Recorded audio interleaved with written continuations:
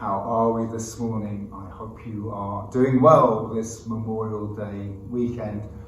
Looks like the weather's is nice for this weekend, so that's good. And thank you for jumping on the live stream and being with us. And we're going to worship with some music, and then we're going to pray, and then we'll have the message. So Jacob and Vanya have continued to record music for us, so let's worship together, and then we'll come back and pray.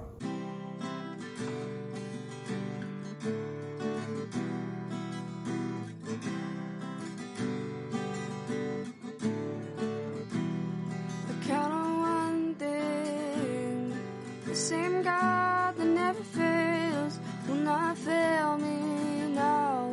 You won't fail me now in the waiting.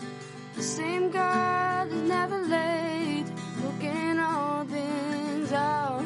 You're working all things out. Yes, I will lift you high in the lowest valley. Yes, I will bless your name. Yes, I will sing your joy when my heart is heavy all my days. Yes, I will.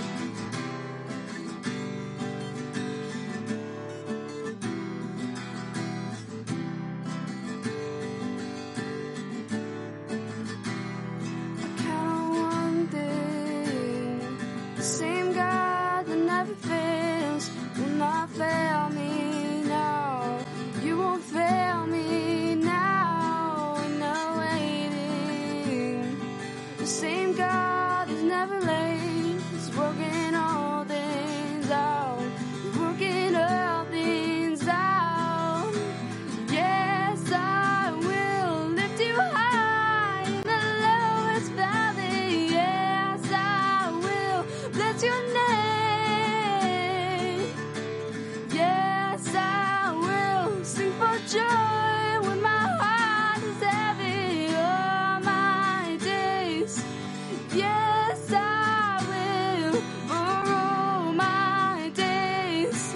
Yes, I will. I choose to praise, to glorify the name of all names that nothing can stand against. I choose to praise, to glorify the name of all names that nothing can stand against.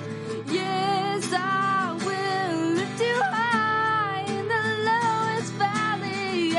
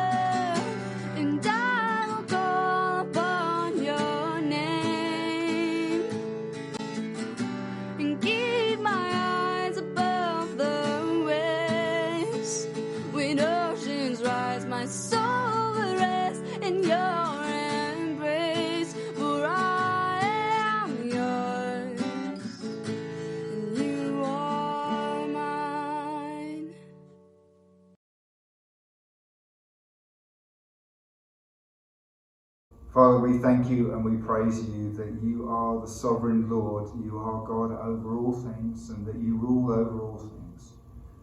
And nothing takes you by surprise. And so we lift up all our concerns, our requests, our troubles, and our thanksgiving to you. We continue to pray, Lord, for relief from this COVID-19 virus, that you would push it away from our shores, Lord. And in fact, you would push it away from everyone's shores from this world. Pray for recovery and healing for all those who have been affected, those who have been affected by the virus itself, whether they've caught the virus or those who have had family members and loved ones die from the virus. Pray for recovery from those, Lord, who have suffered economic loss and hardship and continue to suffer economic loss and hardship and will in the future. We pray that your gracious hand of provision would be with those people. I pray, Lord, for refreshment at this time for those who have worked extra hours and extra hard in taking care of those who are sick, in taking care of our needs, Lord, whether that's at a grocery shop or making deliveries or whatever it might be. We pray, Lord, for their refreshment at this time. Lord, we thank you on this Memorial Day weekend for the freedoms that we have. And we're particularly cognizant of the cost those freedoms came at. There's thousands and thousands of people over the years have made the ultimate sacrifice so that we can be free in this country. But most of all, Lord, we thank you for giving us the ultimate freedom. Because ultimately, no matter how free we might be in this world, even though we can overcome viruses and have a great economy and have good holidays and all that kind of stuff, there's one thing that we can never overcome, and that's death. But you, Lord Jesus, have overcome death itself. You came to this world. You came to this world because all of us have gone against God. We have all sinned. We've all done things that we should not have done, and yet you came to give us freedom from the penalty that our sin deserves. And you took that on yourself on the cross. And everyone who acknowledges you and receives you as their Lord and Saviour is free from that penalty. So not even death itself reigns over us. So we thank you and we praise you, Jesus, for your great love, for your great sacrifice, for your great hope that you give us. And it's in your most holy and precious name that all God's people say. Amen. If you have a Bible with you or next to you, open it now to Luke chapter 8. That's where we're going to be as we continue our series of going through Luke. Last week popped out for a run, got home late one afternoon, and it had been kind of changeable. You know, the weather has been a bit iffy and a bit changeable lately, but saw there was a break in the clouds and there had been a shower, but thought, yep, now's the time to go out for the run. And so off I went, and probably about 30-40 minutes into my run, and noticed that it was starting to get a bit darker, in fact a lot darker, and wasn't quite as nice as I thought it was going to be, but nonetheless I still hope to get done with my run before the next shower came along. However, it still got darker yet, and then I started to feel some spitters of rain landing on me, and those spitters got harder and harder, and pretty soon it was raining quite hard, and then the rain turned to hail, and it was an absolute deluge. And I'd like to have hidden under a tree and taken refuge, but there were no suitable trees or anywhere else to take refuge under, so I just had to continue on and do the best I can. And the wind picked up, and it definitely got colder and nastier. And so by the time that I got home, I was pretty well like the proverbial drowned rat. And you know, the thing about hail when it starts coming down like that is it hurts, it stings, right? And it's also quite cold as well. And so I reckon that maybe my timing wasn't quite as good as I hoped it was going to be. But you know what they say about weather in Central Oregon, right? Wait 5 minutes and it changes. And of course, as soon as I got home, it was over and the sun came out and it was all good. But that's not the first time I got caught out in a thunderstorm, and it won't be the last time, I'm sure, that I get caught out in a thunderstorm. And it kind of worries me a little bit. Not that I get caught out in thunderstorms, but thunderstorms around this time of year. Because it takes me back to 5 years ago. And 5 years ago, on the week leading up to Memorial Day weekend, we had a whole series of thunderstorms.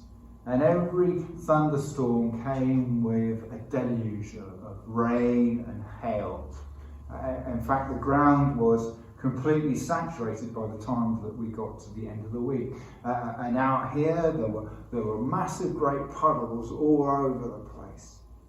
And I was here on the Friday morning, working in my study, and there was an enormous thunderstorm that went on and on and on, and all those puddles turned to lakes, and there was water just standing everywhere.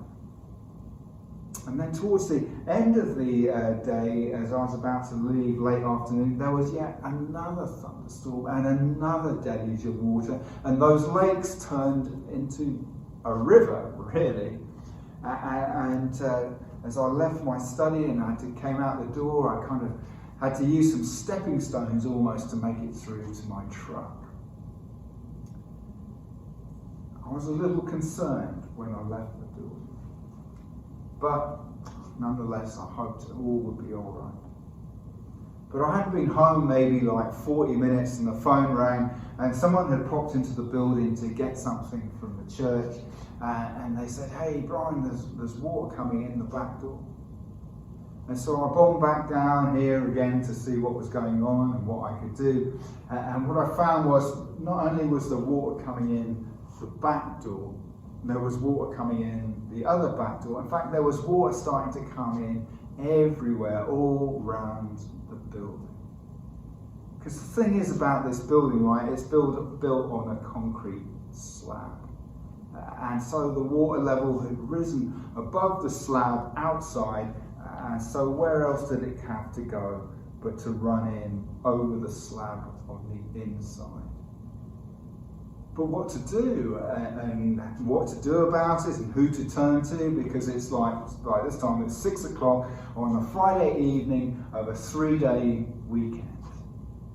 Who am I going to ring? Who's going to come out in this disaster? Because everyone is like heading out of town, right? Have you ever been caught in a storm? Maybe literally you've been caught in a storm, but maybe metaphorically you've been caught in a storm as well.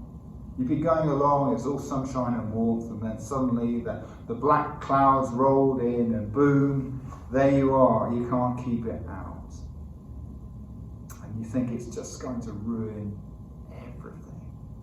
No matter how hard you bail, you just can't seem to bail fast enough. And who can you turn to? Who will come and help you?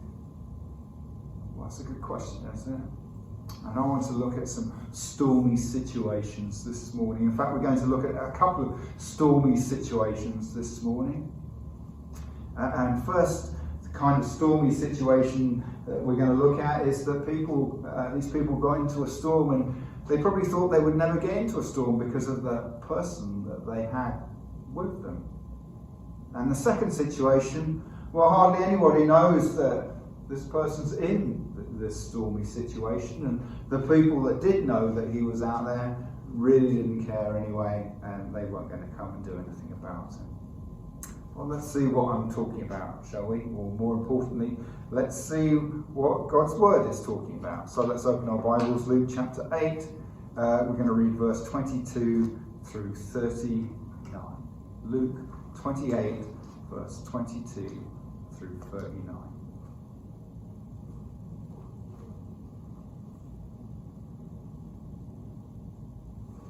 One day he got into a boat with his disciples, and he said to them, "Let's go across to the other side of the lake." So they set out, and as they sailed, he fell asleep. And a windstorm came down on the lake, and they were filling with water and were in danger. And they went and woke him, saying, "Master, Master, we are perishing." And he awoke and rebuked the wind and the raging waves, and they ceased, and there was calm. And he said to them, "Where is your faith?" And they were afraid.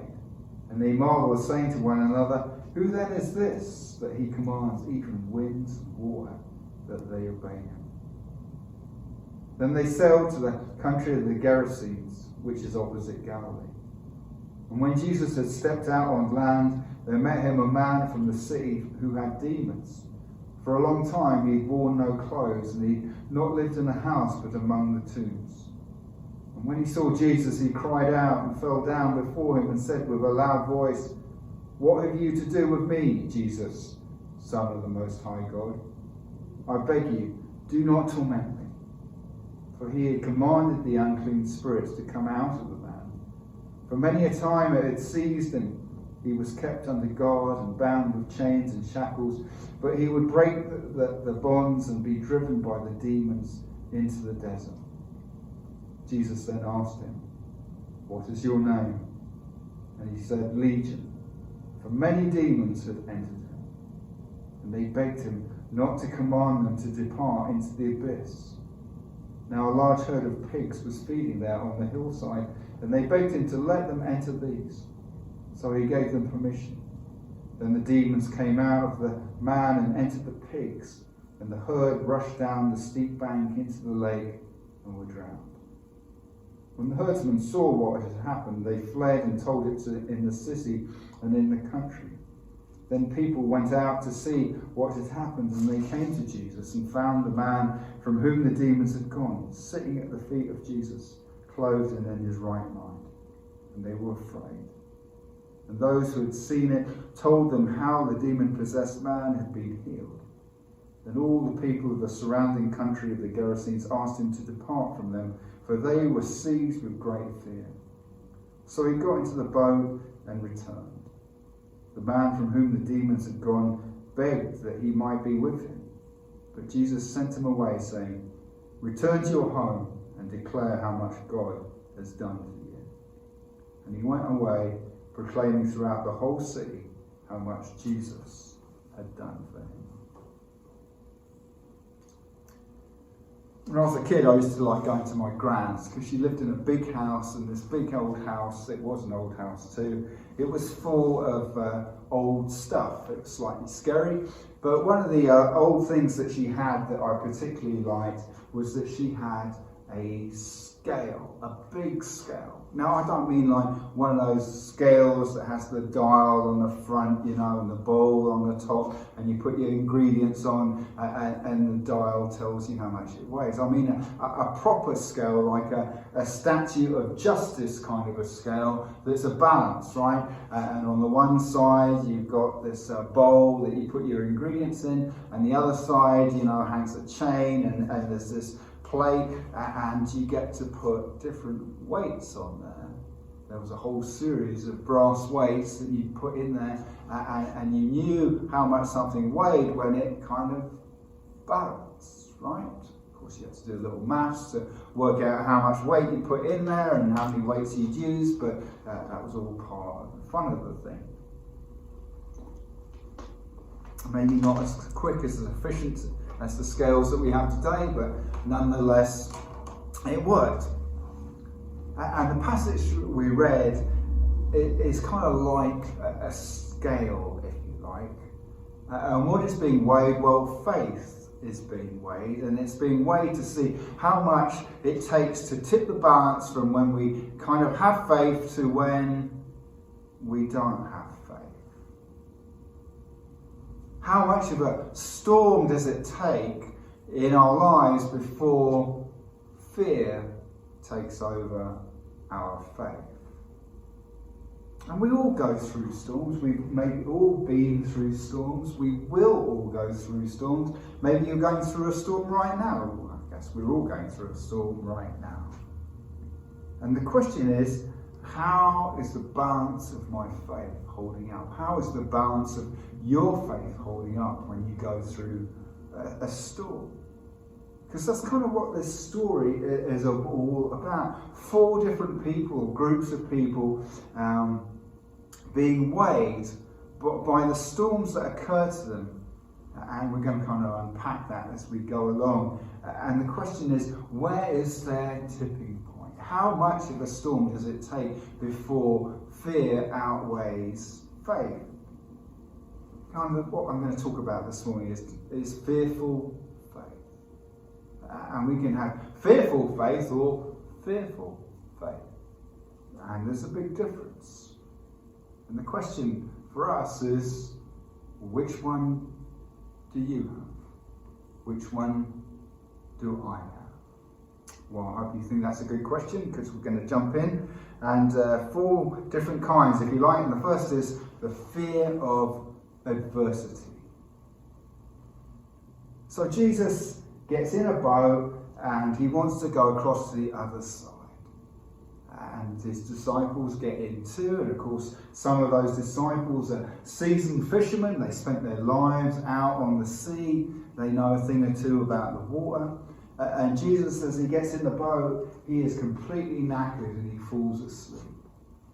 To me, that's really interesting and comforting, in fact, that Luke points that out, because, you know, Jesus is fully God, right? But he's also fully human. And Jesus gets tired just like we get tired. And he had long days of ministry, dealing with people, teaching people, healing people. And he's absolutely exhausted. And as soon as he gets in a comfortable position, it's lights out for him. He's totally asleep. But no worries, because the disciples all have it in hand. They know where they're going. They can get in there. But then things start to change quite rapidly, don't they? Growing up in England, used to go out fishing on the sea quite a lot. Was in some pretty rough weather. I know what it's like when it's stormy out on the sea. And so a few years ago, from me and some workmates, we went on this charter trip from Newport, and it was rough. I mean, we had trouble getting out across the bar from Newport, and eventually we got out to where we were going to fish, but it was so rough. You had to hold on to the gunwale with one hand and your rod with the other hand, and we were going up and down, and you couldn't keep the weight on the floor, and so the skipper came out and said, you know, lads, it's hopeless, we're going to go back in. But when you go back in, the sea's coming from behind you, so that's always a dangerous part for a boat, because the stern is the most vulnerable bit, and it kind of picks you up, and then you come out like that, right? But the danger is you can get corkscrewed, and that's what happened. This big wave came up behind us, picked up the stern, and as it was going under the boat, it corkscrewed us so that we were broadside on, and we were on this tipping point. In fact, I thought we were over. I thought we were over, and we seemed to hang there for ages and ages as the boat tried to make up its mind which way it was going to go, and then fortunately for us, it came back down. I know how bad it was because the skipper came out of his wheelhouse and he was white as a sheet, and he knew how close we'd be to going over. And I expect the disciples, they're out on that sea and, they've seen it all before. We've seen every storm and they've experienced it, and we can handle it. And besides, Jesus is in our boat. What can possibly go wrong? And the storm got up, and it got worse, and it got worse, and then the water started shipping in over the gunnels. And Jesus is what? He's still asleep in the boat. You ever been in a storm, metaphorically speaking, and wondered where God was in the midst of it all? Maybe, like the disciples, we start off and we think we can handle it. Well, it's just a little ripple or two. I've got this. I don't need God around. And then maybe it gets a little bit stronger and the waves get bigger and it gets a bit harder, but you see it as a personal challenge to get through it by yourself. And then the tipping point comes and you realise that, wow, I can't get through it, but what am I going to do? I'm in real danger of sinking here. And we don't realise we don't have it under control and we need someone to turn to. And yet, if you're a disciple of Jesus, you know that Jesus is with us, right?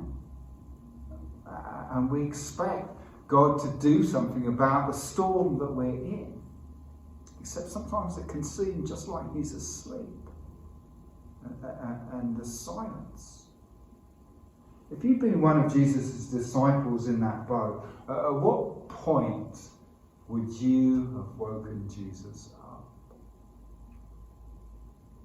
In fairness to the disciples, it was pretty bad before they woke Jesus up. The water was coming in and they thought they were perishing before they woke Jesus up. But here's the question, did they wake Jesus up in faith or in fear? Did they wake Jesus up in faith or fear? See, I think they woke him up in fear. They didn't really wake him up in faith thinking that he was going to put it all right. Maybe they woke him up in fear thinking, well, we could use an extra pair of hands to bail the water out here. They didn't wake him up in faith thinking that he was the Lord who commanded the wind and the waves. That's not what they woke him up. They were fearful. And it's not that they didn't have any faith. They did have faith. It's just at that particular moment, their fear outweighed their faith. You see, knowing Jesus was in their boat wasn't enough for them. And the question is, knowing Jesus is in our boat, is it enough for us? Their question there, in fact, in Mark's telling of the gospel, of this story in his gospel, it says, don't you care that we are perishing? And isn't that true, right? We equate God's care of us with our circumstances. But is it because God doesn't care that we go through storms in life? No, actually, it is because God does care that he allows us to go through storms in life, because as we go through storms in life, guess what grows? Our faith outgrows to outweigh our fears. Because Jesus is with us. He's in our boat. If we have faith, that's enough. Storms will come and storms will go, and Christ is with us. And sometimes he takes us right through the midst of storms. Sometimes he takes us round, but generally he takes us through storms and he is with us. About 30 years later, the Apostle Paul found himself in a storm on a boat on the sea. He'd been through quite a few storms in his lifetime. And he wasn't just by himself, but there was a crew for the ship, and there were other passengers.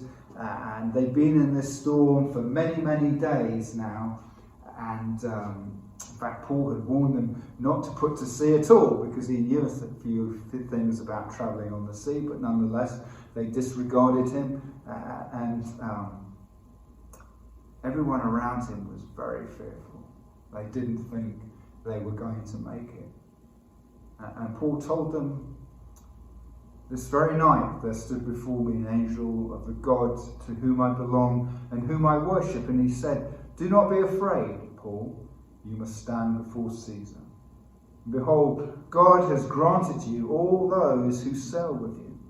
So take heart, men, for I have faith in God that it will be exactly as I've been told, but we must run aground on some island.'" See, we worship a God who created all things with a word. And that God, Jesus, with a word, what did he do? He silenced the wind and the waves of the storm. And Jesus is in your boat if you have faith in him. And the question that Jesus asked is the disciples, where is your faith? It had reached the tipping point. They had become fearful faith, with fear outweighing faith because of adversity. How about you? So Jesus arrives at his destination. There's no further incident after he stills the storm. And the second fear that we meet is the fear of admonishment. Immediately he's confronted by this demon-possessed man. And remember now that Jesus is on the Gentile side of this lake. And this man is probably a Gentile as well. And he's possessed by these demons which make his behaviour completely unacceptable. And so he's been booted out from living in his town. And he's out there naked among the tombs, the living dead, living among the real dead, if you like. And he's going through this terrible storm of his own. He's not out on the sea, he's on dry land, but it's a terrible storm. And the demons speak to Jesus through this man, that they know who Jesus is. They know the power that Jesus has, and they're frightened of the power that Jesus has. Because Jesus had commanded them to come out of the man, but where will they go? Into the abyss? And the kind of idea there is the demons think that Jesus has come to judge them before he's returned to the earth and the final judgment takes place, and they're not ready for that, right? They live in fear of that time when God will judge them. As we come out of this pandemic, there's a lot of fear, isn't there? Every time you turn on your telly to watch the news at night, there's fear, or if you do it online, that fear. We're fearful that there's going to be a second wave of the pandemic. We're fearful about how the economy is going to be. We're fearful about whether we should wear a mask or whether we shouldn't wear a mask, or if we do or don't, what people are going to think about us. It's easy to live in fear. And we live in fear of being found out, don't we? We don't quite, if you knew what I was like on the inside, that wouldn't be good. We live in fear of failure. We live in fear of getting into trouble. We want to portray like we have this perfect record. And we also live in fear not just of other people finding out about us, but we also live in fear of God sussing us out. That he won't love us anymore if God really knows what we're like. Or maybe we think we live in fear that God is just a hard taskmaster. He's really, really hard to please. And unless we do our absolute best, we're going to fall short and we will be punished. When I was at school, I played a lot of rugby, and different coaches have different styles, right? And one coach He wanted the game played his way, and if you didn't play it his way, then it was the highway. And this other coach, while obviously he still had a style that he wanted his team to play, he really wanted his players to enjoy playing the game. And so it was much more relaxed. And guess which one I like playing for the most? The last one, right? Not that he didn't have guidelines, and not that there aren't rules and all that kind of stuff, but it was, he wanted you to enjoy it for the love of the game. There are things that we can do right things, right, for the wrong reasons. And we can be motivated to do things for the wrong reasons. And we can be motivated to do the right things just simply out of fear. And the motivation is self-preservation. It can appear that I can have great faith because I know the law and I know my Bible and I'm doing all these things like I'm supposed to be doing, and I know all about God, but I'm doing it because I'm motivated out of fear. I'm fearful that I'm going to get punished or be admonished, and I'm not doing it out of love. In the boat, Jesus asked his disciples, "Where is your faith?" And his disciples had asked, "Who then is this that he commands even the winds and water, and they obey him?" Do you know who answers those two questions? The demons. They know exactly who Jesus is. That they see Jesus and they believe who Jesus is. They know that Jesus is the Son of the Most High God. In fact, James says, "You believe that God is one, you do well. Even the demons believe and shudder." But do you respond to him in faith or fear? Jesus told this story about a master who went away and he gave his servants 3 different sums of money, and he was away for a long time, and when he came back he called his servants back to him because he wanted to see what they'd done with the money he'd given them. And the first 2 had gone out and they'd invested the money and doubled it, and he said, "That's brilliant, well done, good and faithful servant." But the last one, he'd just taken it and buried it in his back garden. He hadn't even put it in the bank so he could have earned a little bit of interest. And he told his master, "I was fearful of you, I was scared of you." And his master said, "Well, if you're scared of me, then why didn't you do something with it?" And then Jesus says, "For to everyone who has will more be given, and he will have an abundance. But from the one who has not, even what he has will be taken away, and cast the worthless servant into the outer darkness. In that place there will be weeping and gnashing of teeth." So where's your tipping point? Do you have fearful faith because it's driven by the fear of admonishment? Or do you have fearful faith because it's driven by the love of Christ? Thirdly, is fear of adjustment. So the demons, they beg Jesus, right, that he won't send them to the abyss, but they'll go into these pigs, and Jesus allows them to do that, and the pigs run down the hillside and over the cliff and into the sea. And what we get to realise there is the destructive nature of demons is awful. It's appalling. They want to kill life. But these unemployed pig herders, they've seen what's gone on, and they leg it back into town to tell everyone about what's taken place. And then the townspeople come out to see for themselves, and they find Jesus there, and they find the man who had been demon-possessed in his right mind and fully clothed, and he's sitting at the feet of Jesus. And Luke tells us, like the disciples and the demons, the people are full of what? Fear. And their fear is exposed because they ask Jesus to leave.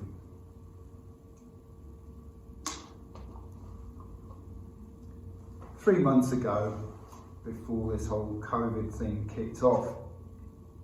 I don't suppose we had too much fear that we would have to change very much. Maybe a few things here and there, but things wouldn't change that much. And of course now we know that things have changed a lot. In fact, we fear that things might never ever get back to normal, whatever that was now. And especially if we can't get rid of this virus, we're never going to get back to normal. And we're going to be stuck with this change, stuck with these adjustments. Jesus, as I said before, he's in this Gentile country. They hadn't invited Jesus to come. He'd come anyway. And what had happened since he'd been there? Well, he caused this economic loss. This herd of valuable pigs had trundled over this hillside into the sea, lost. And he'd also changed the man completely. They had this man pegged that he was some sort of lunatic, and maybe parents even used him as an example to their children. You know, if you do that, you're going to grow up and end up like so-and-so. And you're going to be out there in the graveyards naked, scaring everybody. Don't do that. And if they think, well, if we don't get rid of Jesus now, we'll never get back to the way things used to be. If we have Jesus stick around here now, we're in trouble. Because how many other adjustments is he going to make us make? We face a storm. And we ask the Lord to come. And the Lord comes and he intervenes and he stills our storm. And then we realise he doesn't want to leave. He wants to do some other stuff that we hadn't actually asked him to do. He doesn't want to just stop there. He wants to go on, and he wants us to go with him. Henry Blackaby says, you cannot stay the way you are and go with God. In fact, he calls it a crisis of faith, a tipping point, if you like. How much are we willing to allow the Lord to adjust our lives in faith? And it's hard because we don't like change. And even some of us who do like change, we like the change that we institute, right? We like the change that we want to do, but we don't like the change where we don't get to decide how that adjustment looks. When we receive Jesus Christ, we say we want to change. We don't want to go on the old way of doing life our way. We want to turn and do life God's way. And we say that we want to make that adjustment. And then the Lord comes along and goes, fine. I do want you to make some adjustments as it happens, Brian. I want you to maybe change your vocation, change your job. Maybe change your location. I don't want you living here. I want you to move you somewhere else. Or maybe there's economic loss comes into our lives. Or relational adjustments. Or whatever adjustment it may be. And those adjustments can make us really fearful. Well, I don't know that I really want to do that. And so we try and mitigate those adjustments. And maybe don't have so much of Jesus in our lives. We don't ask Jesus to leave, perhaps, but maybe we stop reading the Bible so much and stop praying so much so we don't hear him calling on us to make adjustments. Or maybe we just do the bare minimum and think that we can get away with it.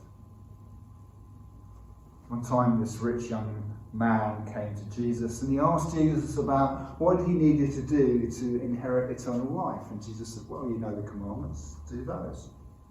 And the rich young man said, yep, done that, tick that off. I guess those are the only adjustments I really need to make in my life, so I'm good, right, Jesus?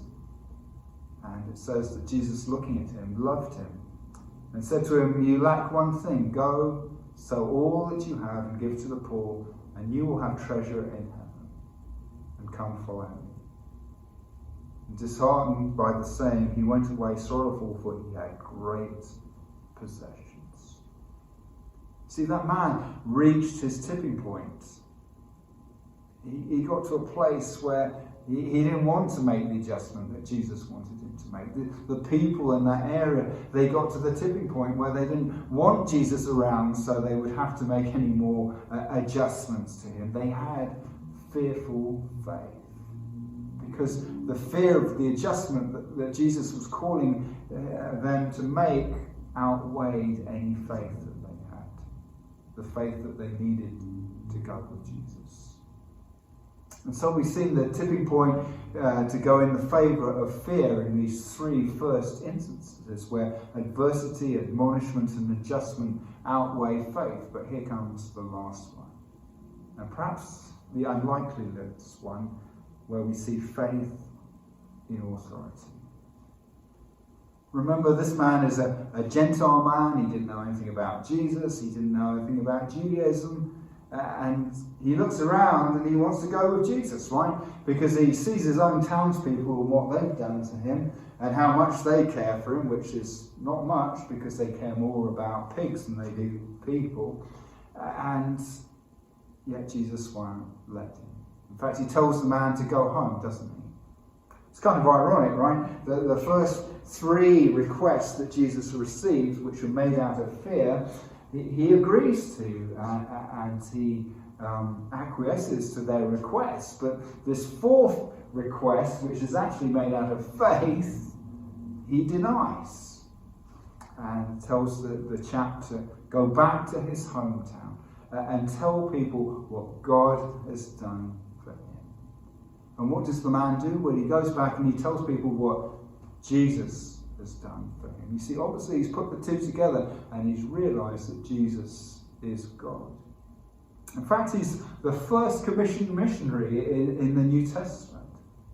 You know, we think of the disciples, the apostles, but this is the first one, and we don't even know his name. And he wasn't even Jewish. And why did he go? Because he had all faith in the authority of Jesus to send him. You know, think back when that flood hit this building, and we did find a disaster business to come out and help us, and they cut holes in the drywall, and they had big fans, and we dried the whole place out, and then they went, and yet the place was still a disaster. And then God brought many of you, because we were wondering what we were going to do, and as you came to be part of this body, we kind of repaired the building. In fact, we improved the building and made it the building that we have today. We invested in it, and we made it more effective for reaching out into this community. And unfortunately, right now, we can't use this building, can we? I'm sure we will be able to, and I'm sure we will get back to be able to use it. And we've had to make some adjustments. And yet, we can still go and do what Jesus has called us to do. It's the thing that really amazes me about this story, that Jesus crossed this lake, he goes across this cultural divide, and he goes to this Gentile, this demon-possessed Gentile, to call him to be his first missionary. Wow, that's amazing. And this chap realised, I think, what Jesus had done for him, and that he had no claim on Jesus. He had no right for Jesus to be there. He didn't know anything about Jesus beforehand. And yet Jesus knew right where he was, and Jesus came and found him and rescued him. But he didn't just come and find him and rescue him to take him back to where he was before. He had called the man to something different.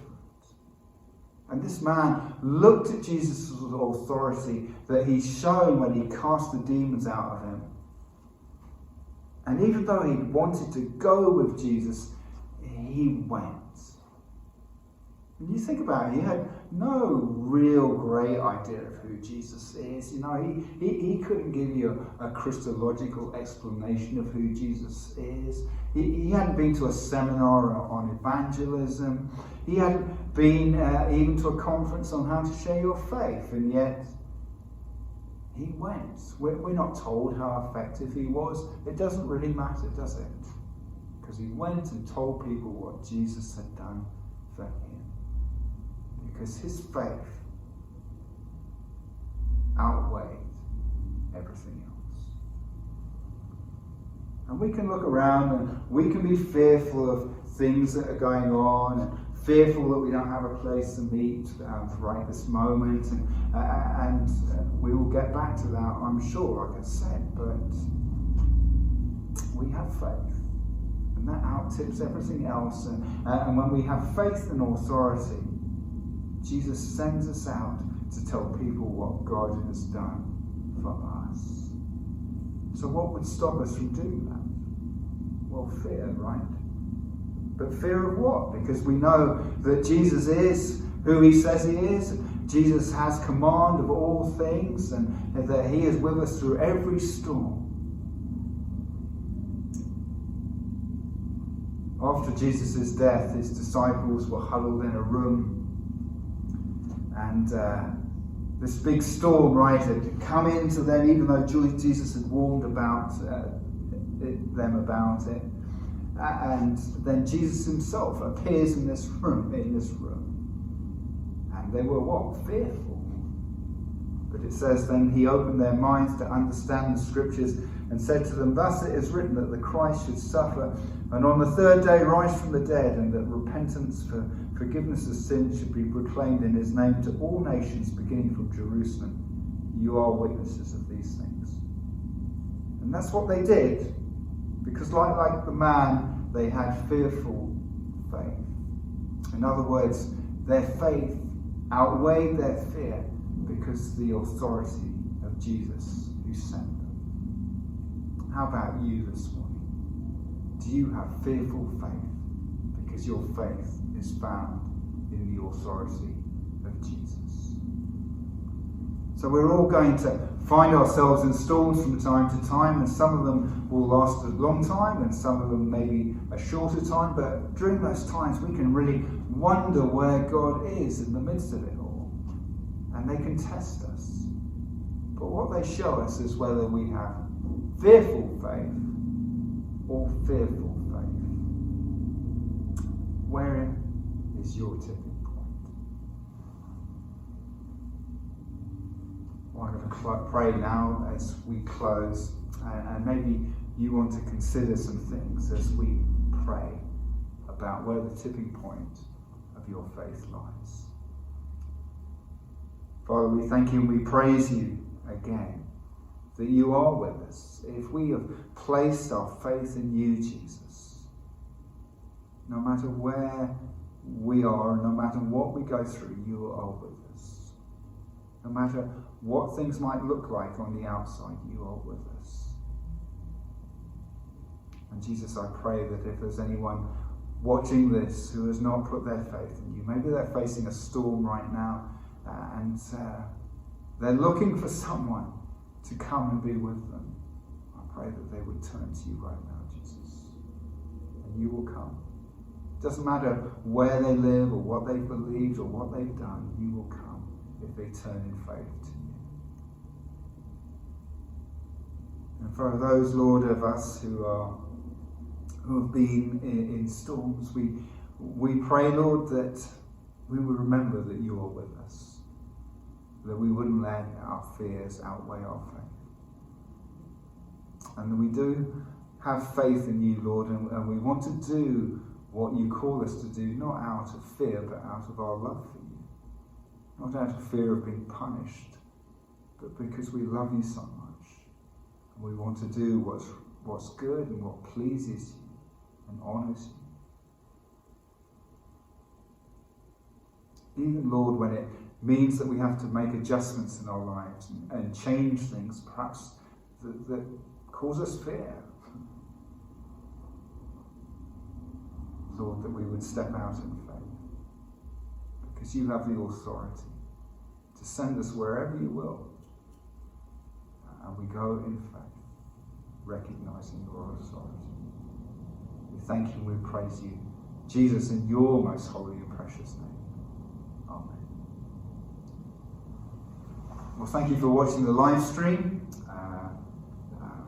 As you hopefully all know, that we have community groups back up and running again, and we're doing that in a safe way. So if you want to be part of a community group, then text me or email me or ring me.